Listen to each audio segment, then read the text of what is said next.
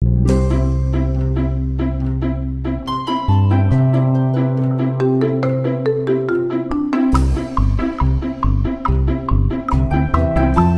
जगन्नाथ नमस्कार। आसतु नजर पकेबा ओडिशा तथा देश विदेशर प्रमुख खबर उपरे।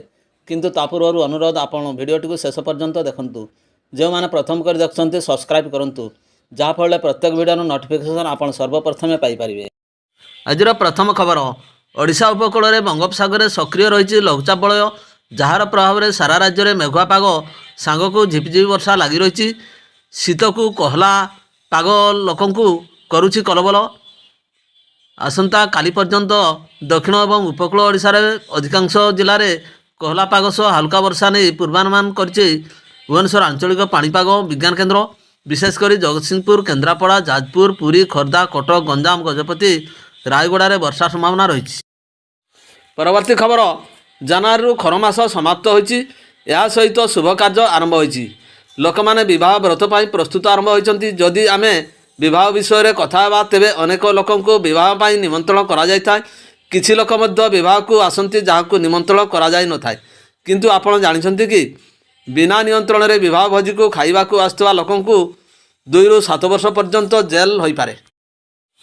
परवर्ती खबर आसंता 2 ରୁ 3 दिन भितर मुख्यमंत्री नीतीश कुमार आरजेडी सह महागठबंधन मेंट भांगी एनडीए सह मिसी सरकार गठन कर पारती।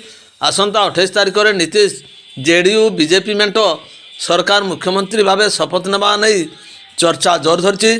तांको सहित बीजेपी सुशील मोदी पुणी थोरे उपमुख्यमंत्री पद को फेरिबा नहीं चर्चा होइछि। तेबे एभली घटे ताहेले लोकसभा निर्वाचन पूर्व इंडिया मेंट को जबरदस्त झटका लगे। परवर्ती खबर मिललानी महाप्राण गाड़ी की आंबुलांस फल बाध्य 20 किलोमीटर भार बुहाला शव। नवरंगपुर जिला नंदाहांडी ब्लॉक फगुगाँ ठारे एभली दृश्य देखा मिली। परवर्ती खबर फ्रांस राष्ट्रपति इमानुएल मैक्रोन मुख्य अतिथि भाव जोग देइछन्ति। एही अवसर में भारतीय छात्रों बड़ घोषणा करछन्ति मैक्रोन।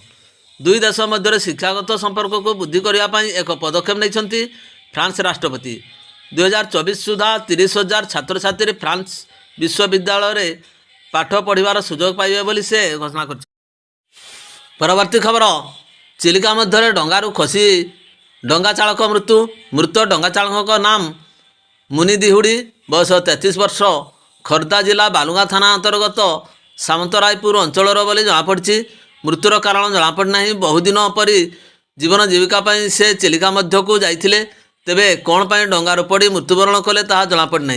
बालुगाँ अग्निशम बाहिनी मृतदेह उद्धार कर बालुगाँ डाक्तरखाना पहुंचाई। परवर्ती खबर सिरी दुर्घटना रे 3 मृत 10 ରୁ ऊर्ध्व आहत।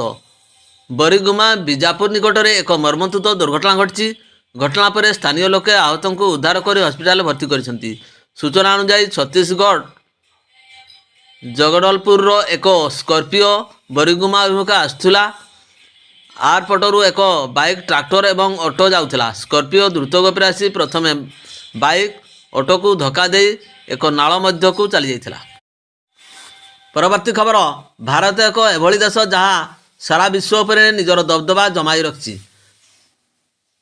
अमेरिका, चीन, जापान, जर्मनी पर भारत होउछि 5म सबुठारु बड़ अर्थव्यवस्थार देश। मात्र जेबे दुनियार सबुठारु धनी देशर कथा आसे तेबे विश्वर 100टी धनी देश तालिकार भारत नाम नहीं।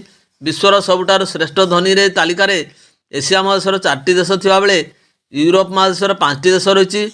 पश्चिम यूरोपर एक छोट देश लक्समबर्ग विश्वर सबुठारु धनी देश। यही देश बेल्जियम, फ्रांस एवं जर्मनी को घेरी रही।